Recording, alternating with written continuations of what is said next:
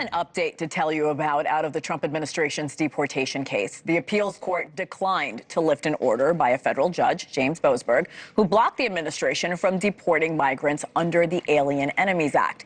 Boasberg has drawn a lot of criticism from the White House for that very order.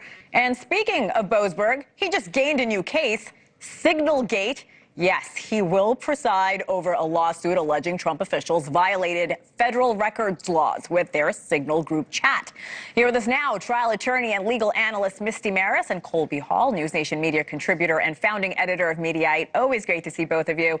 Misty, let's start with you. How do you think Boasberg getting this case could now impact it? I think a lot of us were surprised by the news this morning. Yeah, so when it's in federal court, there's a rotation for the judges. And so it's assigned to this judge who's now dealing with all of these significant issues. One, that's a huge constitutional issue when you're talking about the Alien Enemies Act. And here, another issue that's being a civil lawsuit, but certainly something that's going to have a great impact on how communications are authorized and whether or not there'll be an injunction. That's what this lawsuit seeks, to stop dissemination from these other platforms and to actually recoup all of the data that has been disappeared because it's Signal. So those messages disappear. So you can erase that. Right. Yeah. So Colby, let's talk more about the Signal chat story. Take a listen to what the White House said just a little while ago. We have said all along that no classified material was sent on this messaging thread. The Atlantic has even admitted this themselves. It proves that Democrats and their propagandists in the mainstream media know how to fabricate, orchestrate, and disseminate a misinformation campaign quite well. And there's arguably no one in the media who loves manufacturing and pushing hoaxes more than Jeffrey Goldberg. So now they're blaming the Atlantic and the editor-in-chief. Colby, did Jeffrey Goldberg do the right thing by releasing the text chain?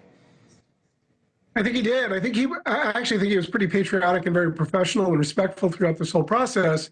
And I think the White House is, their playbook is the best defense is a good offense. So they're calling Jeffrey Goldberg a sleaze bag and saying that this is a hoax, basically encouraged him to release these texts. And Caroline Leavitt is very good at staying on her message and very good at doing her job defending the Trump administration. But, what she's saying there is basically the sky is green, right? Like it's people can see for themselves. And what Jeffrey Goldberg released, really any reasonable person would say, wow, that looks classified. That looks like war plans. And to blame him for releasing these after they attacked him, I think they really mishandled the scandal. I think they fed the scandal and kept it into the news cycle. And I think that's going to continue because the Trump administration is loath to admit any mistake, even when there has been one. And Misty, until today, Goldberg was just a passive recipient of these texts. But going forward, can he actually face legal action? So, Hannah, there's a couple of legal theories that could be at play. And I would say the DOJ, I would imagine, should be jumping in here to conduct a full and thorough investigation. Whether or not there would be criminal culpability would take that analysis from the DOJ and more information. But the legal theories could be the Espionage Act. That's obtaining information that's unauthorized access to information and disseminating it. Or there's actually a federal eavesdropping statute. So you get information and acquire the context of electronic communications. Now, there's issues with both of those theories, though, because number one, is there consent for your participation? So if he's invited into the chat, would that be consent? And is it on a platform that is a server that's readily accessible? Signal, it's a consumer app, even though it's encrypted. So those would be the issues. And again, we always talk about cases. What you say in the media matters. So I think from the Trump administration perspective, DOJ would be prosecuting if they were to bring charges. You can't say it's no big thing that these messages happened and that he was on that text chain, and don't worry, there was no classified information. And also, you're criminally culpable for being on that text chain. So it just wouldn't work together. And Colby, we did hear from Pete Hegseth responding to the Atlantic's reporting. Here's what he said, calling them out for changing their wording from war plans to attacks. They're making a big deal of that word change. Why do you think the Atlantic changed the wording of their headline? I don't know, and I think they kind of opened up a can of worms by doing that. I think both things, war, attack, are ostensibly interchangeable. Pete Hegseth also did a media hit on a tarmac in Hawaii today, and he didn't take questions and sort of ran away from reporters asking about the stuff, which was not a good look. I don't think that was the presentation of strength that he was looking for. So again, this is a story that's, I think, just starting. Some Republican lawmakers today say, look, there's nothing to see here, Misty. Here's what they said. Were there any sources described in the signal chat? No, Congressman. Were there any methods described in the signal chat? No. Were there any locations? No. Therefore, due to the fact that there were no sources, no methods, nor locations described in the signal chat, it does not make the discussion classified. Is that correct? That is up to the Secretary of Defense determination. So the White House is saying the information was sensitive, maybe not classified.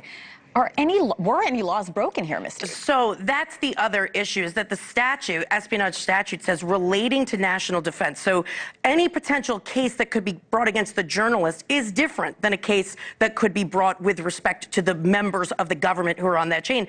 And it's a different legal standard. So there is a criminal statute for the mishandling of government information, and it relates to, there's three prongs. Does it relate to the nature of defense? Was it kept in a place where is not proper, a proper form of custody?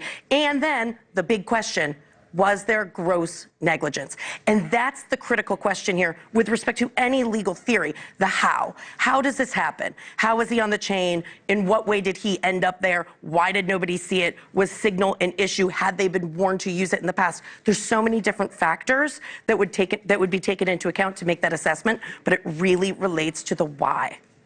Colby, you mentioned the story isn't going away for a while. How much do you think it is going to follow the White House? Well, I think as long as they keep handling it the way they are and showing sort of like an aggressive, sort of they're the wrong ones and we did everything right, it will keep it going. I also feel like there were some signals there that we saw from, Tulsi Gabbard's answer. She said, well, it was up to Pete Hegseth. It was up to the Department of Defense to decide who's classified. Mike Waltz said basically the same thing, as did John Roycloth. Even Trump said that. So if there's a guy that's being set up to be a fall guy in this, it seems to be Pete Hegseth. And one other issue that Misty made that was really smart is like, when is the DOJ going to opine? Because if this happened under the Biden administration, Republican heads would explode, and I think reasonably so. So will Pam Bondi, is she willing to investigate the Trump administration? That's a huge question that sort of came up during her confirmation process, and I doubt that she will. But that will likely be another narrative and story that will unfold that the mainstream media will be delighted to cover and try to hold their feet to the fire. Well, I know we'll be talking to both of you a lot. Misty Marris, Colby Hall, thank you. Thank you. Thank you.